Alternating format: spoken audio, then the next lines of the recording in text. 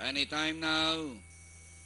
And the race is on. Capretiosa from the outside. And moving up is Dragon King on the outside. Master Babu running in the middle. Entry number 4, Faragut's Order. Delgaro at Gossip is racing 6. Moving up in 7th position. Angie Red alongside is entry number 9. This one is Ideal Blue.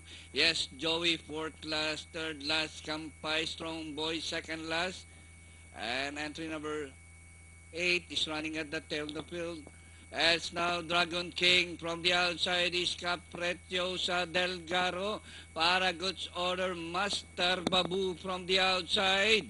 As they race the last 500, Dragon King, Capretiosa Delgaro sneaking by the rail, and Paragood's Order Master Babu Anjired as they race the final corner.